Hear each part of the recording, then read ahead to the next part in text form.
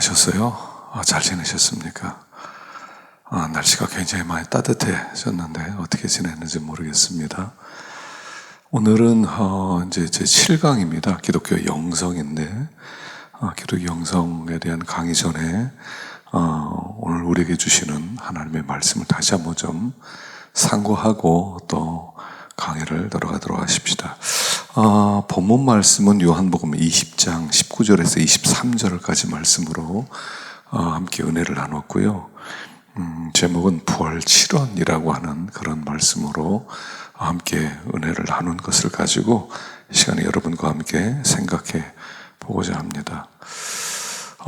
여러분, 역사는 BC와 AD로 나눠지죠. BC는 아는 대로 Before Christ, 예수 이전, 아노 도미네, 주님 이후 이렇게 나눠진단 말입니다. 주님 이전의 역사와 주님 이후의 역사는 다르다 하는 뜻이죠. 예수는 그래서 기원 전과 기원 후를 나누는 분입니다. 정확하게 말하면 그냥 단순히 예수님의 탄생을 얘기하는 게 아니라 예수님의 부활을 의미한다라고 하는 게 오히려 더 맞죠. 왜냐하면 부활이라고 하는 것은 역사를 좌우하는 엄청난 사건이라는 겁니다. 굉장한 사건이 부활이에요. 그러니까 부활 이전과 부활 이후는 새 창조 이전과 새 창조 이후와 다른 것과 같습니다. 그러니까 부활이라는 것은 뭐냐면, 부활이라는 것은 예수님이 사람의 몸을 입고 이 땅에 오셔서 우리와 똑같이 사시다가 죽음에 의해서 죽임을 당하셨죠.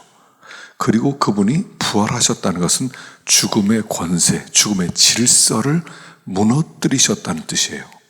그러니까 이전에는 아무도 죽음을 이긴 사람이 없어요. 이전에는 다 죽음의 종이었어요. 죽음의 질서 아래서 갇혀 있었죠. 그래서 공중의 권세 잡은 자인 마귀에 의해서 우리는 지배를 받으며 살았어요. 근데 예수님이 부활하심으로 말미암아 어떤 역사가 일어나냐면 죽음을 죽이셨어요.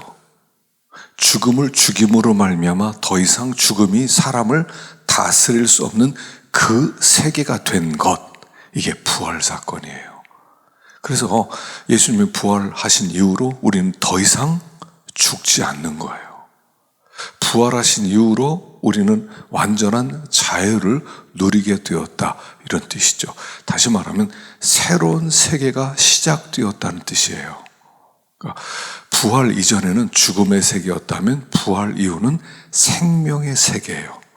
그래서 이제는 예수 그리스도께서 생명의 빛이 되시고 예수님이 새로운 세계를 만드셨어요. 자, 여러분, 왜 예수님이 죽은 지 3일 만에 부활하신지 혹시 아세요? 왜 3일이에요? 3일이면 죽음이 확실하게 증명이 되니까 한 5일 정도면 어떨까요? 한 일주일 있다가 부활하면 훨씬 더 확실하지 않겠어요? 왜 3일이에요? 굉장히 중요한 의미가 있어요. 3일이라는 것은 뭐냐면 창세기 1장에 하나님이 태초의 세상을 창조하실 때 3일 동안 무슨 일을 하셨냐는 것을 생각하셔야 돼요. 빛을 창조하셨죠. 첫날 빛을 창조하셨습니다. 그리고 둘째는 하늘을 창조하셨습니다. 그리고 땅을 창조하시고 바다를 창조하셨어요. 다시 말하면 하나님께서 첫째 날, 둘째 날, 셋째 날 행하신 일은 뭐냐면 어떤 사람이 거주할 수 있는 공간이 만들어졌다는 얘기예요. 그리고 넷째 날, 다섯째 날, 여섯째 날은 그 공간에 채우기 시작하는 거예요.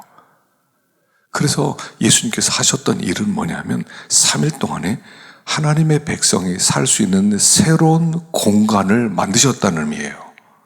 그래서 우리는 몸이 이 땅에 살고 있지만 더 이상 우리는 세상에 속한 자가 아니라 예수님께서 만드신 새로운 창조의 세계, 새 질서, 생명의 세계, 그 영원한 빛의 세계에 우리를 부르시고 우리는 그 백성으로 살아간다, 이런 뜻이에요. 이게 그리스도인이에요. 그리스도인은 예수님이 창조하신 그 새로운 창조의 세계 속에서 하나님의 백성으로 하나님께 영광 돌리는, 이제는 더 이상 죽음이 통치하지 못하는 그런 자유로운 세상에서, 매인 것이 없는 세상에서 하나님께 영광을 돌리며 살게 되었다 하는 것을 가르쳐주는 게 3일이죠. 그래서 이 부활이란 엄청나게 중요한 의미가 있다는 것입니다. 그래서 우리가 자꾸 예수님 죽은 자 가운데 살아나셨습니다 정도로만 생각할 게 아니에요. 이건 역사를 좌우하는. 여러분 이제 비교 종교학을 공부해 보면요, 우리 MDB 때는 비교 종교학이 없는 걸로 알고 있는데, 여러분 비교 종교학도 공부할 필요가 있어요. 여러 종교들을 연구해 보시면요, 참 재밌는 현상이 있어요. 기독교, 가톨릭, 무슨 불교, 무슨 이슬람교, 무슨 힌두교, 뭐 다양한 종교들 있죠. 유사한 점이 굉장히 많아요. 그래서 비교 종교학을 공부하다 보면 거기에 왜 빠지냐면, 종교는 다 비슷하네. 기독교도 종교 중에 하나야. 종교 간의 대화를 할 필요가 있어. 다른 종교를 좀 인정해 줄 필요가 있어. 우리가 95%가 같거든. 불교와 기독교 95%가 같고 이슬람교 95% 같아. 그러니까 꼭 기독교에만 구원이 있다고 말해서는 안 돼. 그들 연구해봐. 놀랍게 비슷해. 근데 한 가지가 달라요. 여러분 사람과 침팬지가 염기 서열이 보면 DNA가 거의 유사, 98%가 같다 그러죠. 근데 그 2%가 인간과 침팬지를 나누는 가장 중요한 거예요. 자, 뭐냐면 기독교에는 부활이 있어요. 다른 종교는 부활이 없어요. 천국도 있고요, 지옥도 있고요, 심판도 있고요, 다 있어요. 근데 부활은 없어요. 기독교에만 부활이 있어요. 기독교는 독보적이고 배타적이고 아주 생명을 주는 유일한 종교다 하는 것을 가르쳐 주는 거죠. 그래서 우리가 이 부활을 좀 더 깊이 알 필요가 있고요. 우리 특별히 사역하는 여러분들은 부활을 연구 많이 하셔야 돼요. 저는 사역을 시작하면서 부활절만 되면 얼마나 고민이 있었는지 몰라요. 부활절 무슨 설교를 하지? 더군다나 부활절 새벽 예배, 부활절 오전 예배, 부활절 오후 예배, 부활에 대한 설교할 세 편을 준비해야 되는데 세 편을 어떻게 준비해야 될지 모르겠더라고요. 예수님 죽은 자 가운데 살아나셨습니다. 증인들이 있었습니다. 누구도 봤고 그거예요. 근데 그래서 부활에 대해서 알기 위해서 각 교회마다, 지금은 인터넷 있잖아요. 그때는 인터넷이 없으니까 각 교회마다 방문해서 부활절 설교 테이프를 제가 달라고 그랬어요. 샀어요. 옛날에 테이프를 팔 때. 그래서 그 테이프를 각 교회마다 유명한 목사님들, 박영선 목사님, 하용조 목사님, 그 다음에 옥하는 목사님, 곽선희 목사님, 김사환 목사님, 부활절 테이프를 사다가 계속 들었어요. 부활이 뭔가 알고 싶어서. 그리고 나서 그분들 설교를 듣고 또 책을 보고 또 연구하는 가운데 이게 부활이었구나. 지금 조금 정말 눈꽃만큼 알게 되었어요. 그래서 여러분 부활이 무엇인가를 여러분들 깊이 알고, 춘천에 무슨 한사랑교회, 한우리교회 무슨 부활만 강조하는 교회가 있잖아요. 부활만 강조해서 엄청난 간증과 엄청난 그런 부흥을 일으키는 그런 교회 있어요. 한쪽에서는 2단이다, 3단이다 그러지만 어쨌든 그분은 부활을 잡았어요. 예수님의 살아계심은 부활로 증거되는 것이다. 그래서 초점을 부활로 맞춰서 풀어나가니까 사람들이 부활하셨네? 그러면 그분이 살아계시네? 이러면서 변화된 사람들이 나오기 시작하는 거죠. 부활만 제대로 알아도, 부활만 제대로 믿어도 놀라운 역사가 있다 하는 것입니다. 그래서 여러분들이 이 부활에 대해서 좀 더 깊이 연구를 했으면 좋겠어요. 요한복음에는 부활 7언이 나와요. 여러분 가상 7언은 알죠? 용랑모기 갈성탁.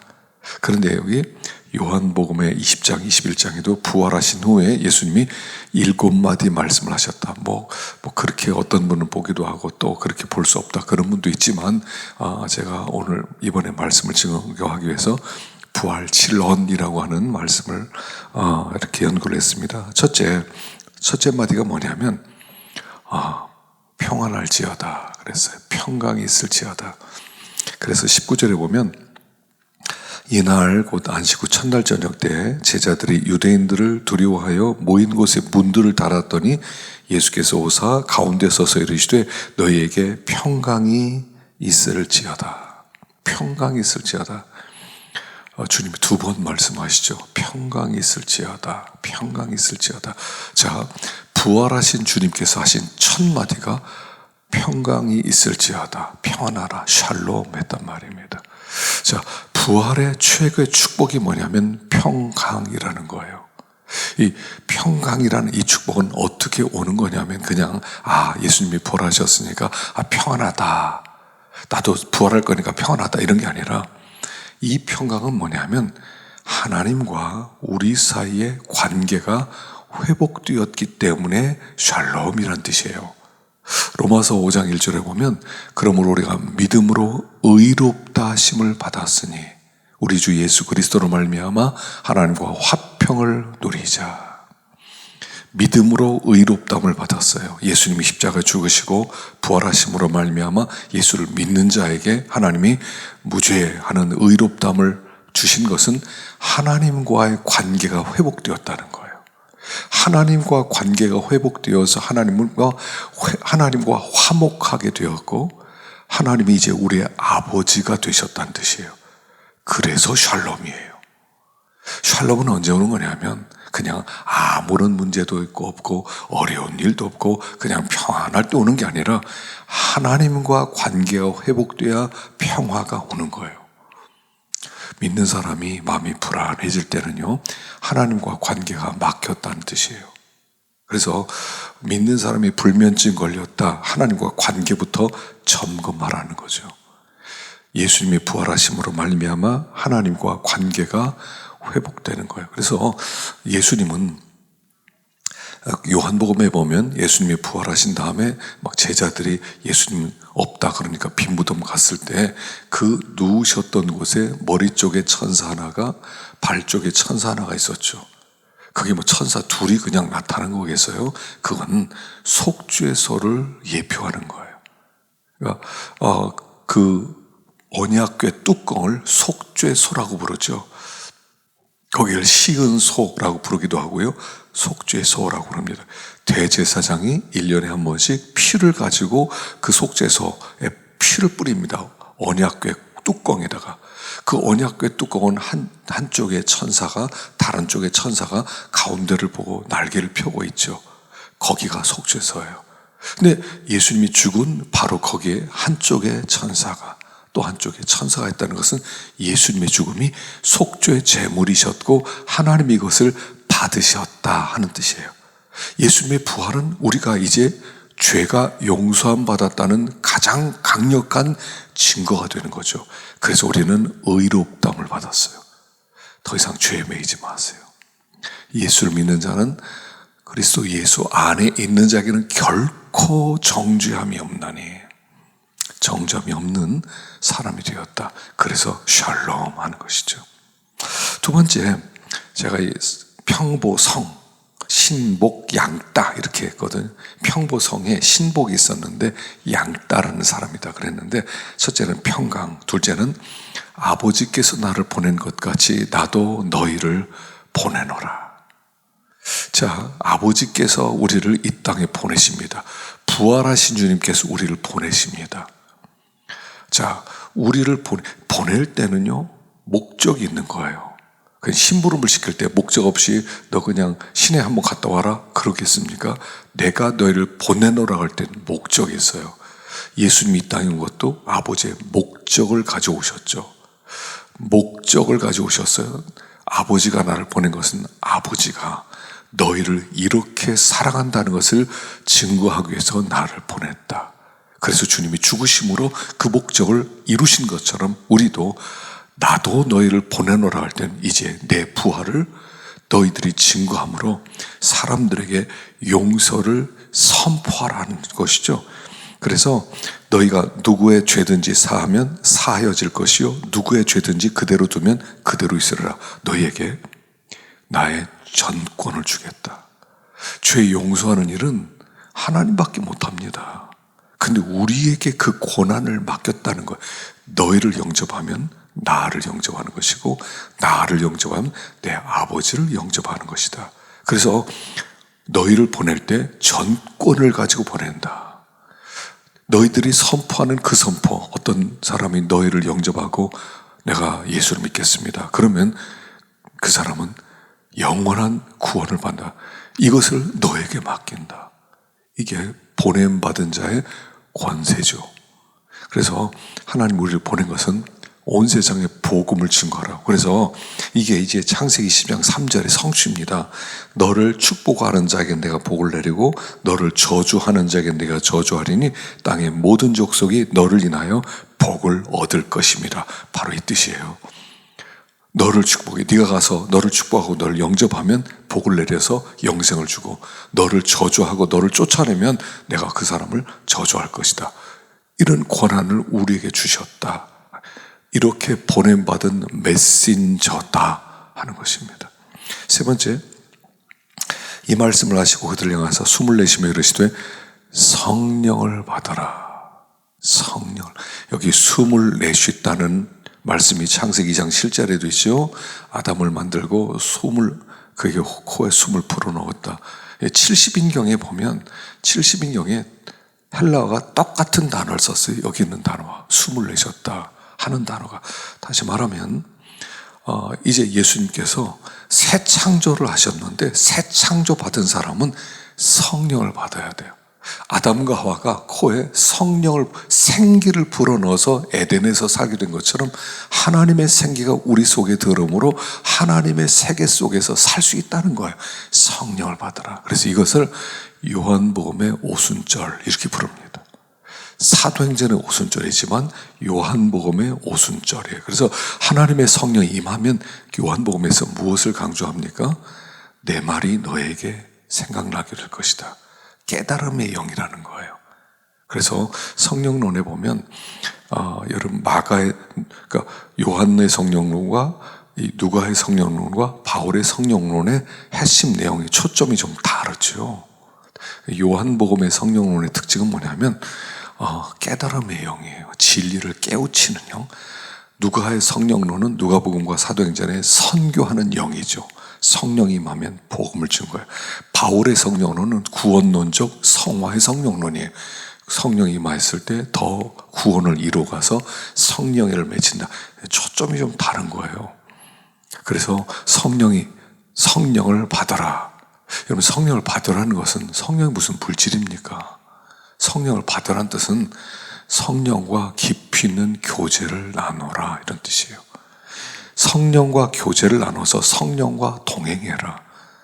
성령의 교회들에게 하시는 음성을 들을지어다. 네가 성령의 음성 듣고 살아가라. 성령의 그 음성 소리가 더 확실하게, 더 나팔 소리처럼 커지면 커질수록 너는 성령의 충만함을 받은 사람이다, 이런 뜻이에요. 그래서 새로운 세계 속에서, 새 창조 세계 속에서 살려면 성령을 받아야 된다 하는 것을 가르치고 있습니다. 그 다음에 여기 평보성 신복 양따 할 때 믿을 신자입니다. 27절에 보면 도마에게 이르시되 내 손가락을 이리 내밀어 내 손을 보고 내 손을 내밀어 내 옆구리에 넣어보라. 그래 믿음 없는 자가 되지 말고 믿는 자가 되라. 이건 도마에게만 하신 말씀이 아니죠. 제자들에게 믿어라. 내 부활을 믿어라. 막 믿지 못하는, 보면서도 믿지 못했다고 그랬죠. 예수님을 보면서도 주님이 책망을 하셨어요. 믿어라. 성령, 우리가 예수를 믿는다는 것은 예수의 십자가 부활을 믿는다는 거예요. 부활을 믿는 거예요. 그리고 부활을 믿으면 수많은 문제가 저절로 해결돼요. 부활이란 뭐냐면 생명이잖아요. 그분이 우리의 첫 열매가 되셨다는 뜻이잖아요. 우리가 그분 예수님의 부활로 하여금 우리도 부활하게 된다는 뜻이잖아요. 예수님 부활, 내 부활이 되는 거잖아요. 그러니까 생명이 우리에게 주어졌기 때문에 모든 문제는 저절로 해결돼요. 생명의 문제만 해결되면. 그래서 이 생명의 문제가 우리에게 중요하다 하는 것입니다. 믿어라. 부활을 믿어라. 우리가 믿는다고 하고요, 사실은 안 믿어요. 삶의 현장 속에 들어가면 안 믿어요. 그래서 주님이 내가 너희를 갈릴리에서 보리라 그래요. 갈릴리. 왜 하필 갈릴리예요? 갈릴리가 사역의 현장이에요. 내 부활한 나를 너희가 만나려면 사역의 현장에서 만나게 될 것이다. 내가 너희들과 함께 역사해서 내가 살아있다는 것을 증거하겠다. 이런 뜻이죠. 갈릴리예요. 믿어라 하는 것이죠. 그 다음에 복입니다. 29절에 예수께서 이르시되 너는 나를 본고로 믿느냐 보지 못하고 믿는 자들은 복되도다. 자, 참 복이 뭐냐면 보고 믿는 게 아니라 보지 않고 믿는 게 복된 것이다 하는 거예요. 신앙은 뭐냐면 보지 않고 믿는 거예요. 보고 믿는 게 아니라 보지 않고. 자, 세상에서는 보여주면 믿겠다 합니다. 하나님의 세계는 믿어라 볼 것이다 하는 거예요. 네가 믿으면 하나님의 영광을 보리라 하지 않더냐. 믿음이 먼저라는 거예요. 하나님 우리에게 원하는 것은 믿음이에요. 믿으면 보게 될 것이에요. 보지 않고 믿는 자가 복된 것이에요. 우리가 예수를 믿습니다. 보고 믿습니까? 안 보고 믿습니다. 그런데 그 사람은 복된 자라는 거예요. 여러분, 본다고 다 믿어집니까? 바로왕처럼 많이 본 사람이 어디 있습니까? 짧은 시간에 가장 많은 하나님의 엄청난 능력 보면서도요, 끝까지 안 믿었어요. 여러분, 본다고 믿는 게 아니에요. 보지 못하고 믿는데 그것은 하나님이 주셔야 되는 복이다 하는 것이에요. 그래서 우리는 이 복을 받은 사람이다 하는 것입니다. 여섯 번째 15절 그들이 조반 먹은 후에 예수께서 시몬 베드로에게 이르시되 요한의 아들 시몬아 내가 이 사람들보다 나를 더 사랑하느냐 하시니 이르되 주님 그러나이다. 내가 주님을 사랑하는 줄 주님께서 아시나이다. 이르되 내 어린 양을 먹여라. 너 나 사랑해? 베드로가 3번 부인했죠. 그러니까 3번 물어봐요. 그러니까 베드로가 예수님 부인한 것을 지적하고 그 가슴을 아프게 하기 위해서 한 얘기가 아니에요. 너 3번 부인했죠. 너 진짜 사랑해? 어린 양 먹여. 너 진짜 사랑해? 얼마나 괴롭겠어요. 근데 이 뜻은 뭐냐면 요한의 아들 시몬아 나는 너를 위해 죽었어. 너 나 사랑해? 이렇게 물어보는 거예요. 나를 부인한 너를 위해서 죽었어. 너 나 사랑하니? 여러분, 너 나 사랑해? 라고 물을 때는 사랑하지 않고는 그 말을 할 수가 없는 거예요. 내 아내가 나한테 여보 나 사랑해? 이렇게 물으면 내 아내가 시험하기 위해서 묻는 거겠어요? 난 당신 진짜 사랑하는데 당신도 나 사랑하는지 알고 싶어. 이런 뜻이겠죠. 그리고 내가 주님을 사랑합니다. 그래, 내 양을 먹여라. 주님을 사랑하는 자는 양을 먹이는 거예요. 내 양, 주님의 양을 돌보는 것이 주님을 사랑하는 일이라는 거죠. 그러니까 2가지 계명이 이루어지는 거예요. 마음을 다하고 뜻을 다하고 목숨을 다하고 주 너의 하나님 사랑하고 내 이웃을 내 몸처럼 사랑하는 것이 이 말씀 속에 이루어지는 거예요. 부활하신 주님께서 무슨 말씀을 하냐면 하나님을 사랑해라. 그리고 내 이웃을 사랑해라. 그걸 나 사랑하니 참 친근하게.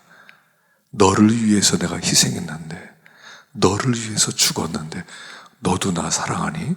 나 사랑하면 한 가지로 증명해줘. 내 백성들이 많거든. 돌봐줘. 라고 얘기하는 것이죠. 자, 마지막 7번째 21절에 보면 이에 베드로가 그를 보고 예수께 여짜오되 주님 이 사람은 어떻게 되겠사옵나이까?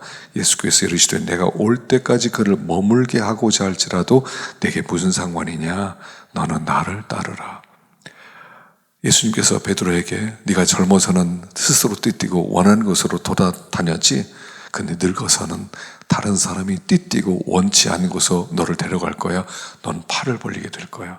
이게 순교를 예고하시는 거잖아요. 너는 나를 위해 죽을 거야. 그런데 이렇게 물어봐요. 요한은요? 요한은 어떻게 되는데요? 물어봐요. 그랬을 때 요한님께서 야, 그가 머물든 일찍 데려가든 너에게 무슨 상관이야? 너는 나를 따르라. 이게 부활하신 주님의 결론이에요. 다른 사람은 어떠하든지 너는 나를 따라. 요한은 나중에 순교하지 않았죠. 거의 100세까지 살았어요. 예수님 어머니를 모셨기 때문에 오래 살았어요. 그는 그대로의 부르심이 있고 나는 나대로 부르심이 있어요. 눈치 보지 말라는 거예요. 사역하면서 다른 사람 눈치 보지 말라는 거예요. 눈치 보지 말라는 거예요. 나는 내 길이 있어요. 다른 사람이 기도를 하든 안 하든, 다른 사람이 새벽 기도를 하든 안 하든 내 길이 있어요. 내 길을 가면 되는 거예요. 너는 나를 따르라. 다른 사람은 상관하지 말고 너는 나를 따르라 하시는 거예요. 이 부활하신 주님의 결론이에요.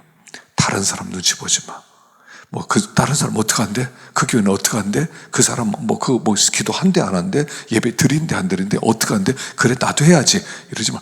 너는 나를 따르라. 다른 사람은 어떠하는지 나의 부르심이 확실하잖아요. 내 길을 가라는 거예요. 그래서 부활하신 주님께서 7마디 하셨는데 여러분 깊이 묵상하는 가운데 또 은혜를 함께 받으시길 바랍니다. 자, 다음 두 번째 시간에 강의를 하겠습니다.